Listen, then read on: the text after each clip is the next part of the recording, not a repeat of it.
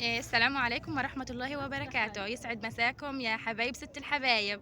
اليوم جينا زيارة اللي هي زيارة رمضان، اللي قبل رمضان جينا نزور ست الحبايب، هاي الضيافة جابتها إلنا. كانكم يعني عارفين تحذروا أنا مين، احذروا واحكوا لست الحبايب مين هاي، أي بنت فيهن البنت الكبيرة ولا البنت الصغيرة.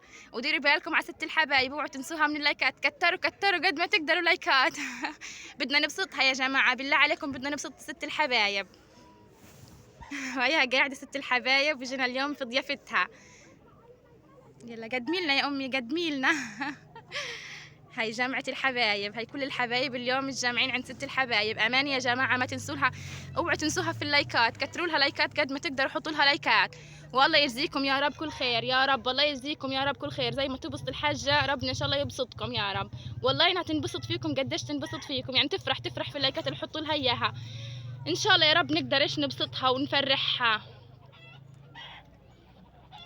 وكل عام وانتم بخير يا رب. هاي ست الحبايب تقول لي قولي لهم كل عام وانتم بخير كل عام وانتم بخير يا رب، يا رب ينعاد عليكم بالخير وبالصحة والعافية يا رب. رمضان الجاي نكون يا رب كل واحد راجع على مكانه، وراجع على بلاده، وراجع على أرضه يا رب. دعواتكم يا جماعة دعوات. السلام عليكم ورحمة الله وبركاته. أهلا وسهلا بكم في قناة يوميات أم رمزي من غزة. إن شاء الله يومكم مبارك بالصلاة على رسول الله عليه الصلاة والسلام. اليوم بدي أعيشكم معاي زيارة بنتي إلي. طبعا هذه الزيارة زرتها إلي علشان مقبل علينا رمضان وحابة تتفرح أمها. طبعا يا حبايبي،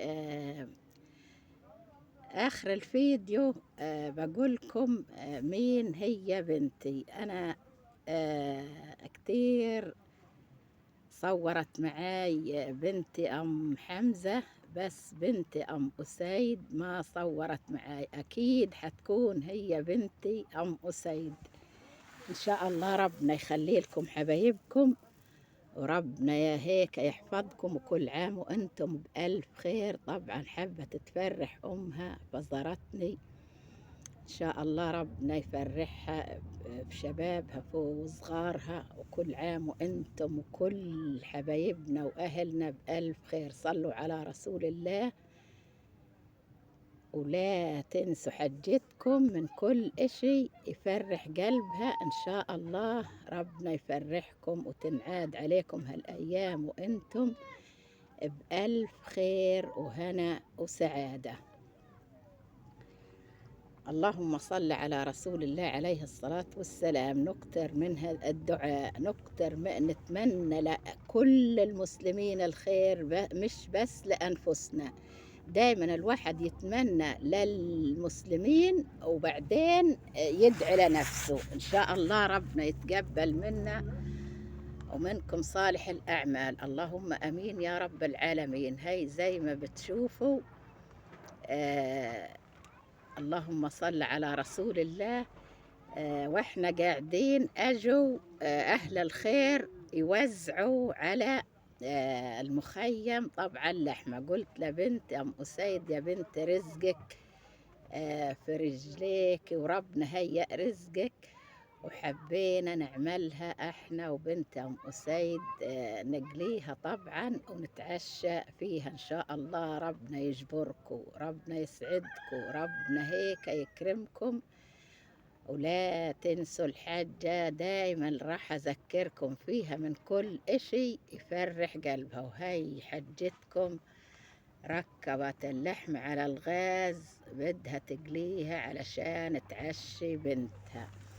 إن شاء الله ربنا يكرمكم ويحفظ لكم حبايبكم، وتدوم المحبة والمودة والإخلاص بين كل المسلمين.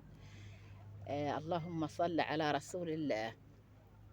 اللهم امين. وتنعاد علينا وعليكم هالايام واحنا يا رب هيك مبسوطين. صحيح احنا والله فرحانين بالشهر الكريم، بس حبينا نكون يعني في مدينتنا. بس الله اعلم، يعني ما ضايل تقريبا 10 ايام، ما اظن ان يعني ان في ال10 ايام، لكن رب العالمين كريم وبغير في رمشة عين الأحوال من حال إن شاء الله لحال، وطبعا يكون دايما الحال أحسن لكل أمة محمد. الحمد لله. كان يعني كنا عشمانين في وجه الكريم، بس ربنا كل اللي بيعمله رب العالمين إن شاء الله خير إلنا، كل تأخيرة وفيها خيرة إن شاء الله.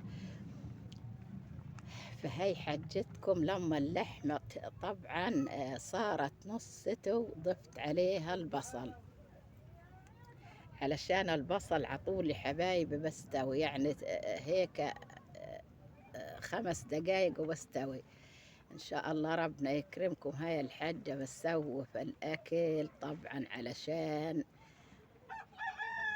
هيك لمة بنت معانا ونفرح في بعضنا إن شاء الله. ربنا يفرحكم في حبايبكم، وكل عام وأنتم بخير. ولا تنسوا الحجة أم رمز بالله عليكم من المشاهدات بالله، يعني اللي بحب رسولنا محمد سيدنا محمد يحط يدعس لايك أول ما يفتح على الروتين بالله عليكم، فضلا وليس أمر إن شاء الله ما يأمر عليكم ظالم. وهي ضفت شوية توابل على اللحمة إن شاء الله. ربنا يكرمكم ويحفظ لكم حبايبكم، ودايما أضل هيك يعني معاكم إن شاء الله بخير وبهنا وبسعادة، وربنا يكرمكم.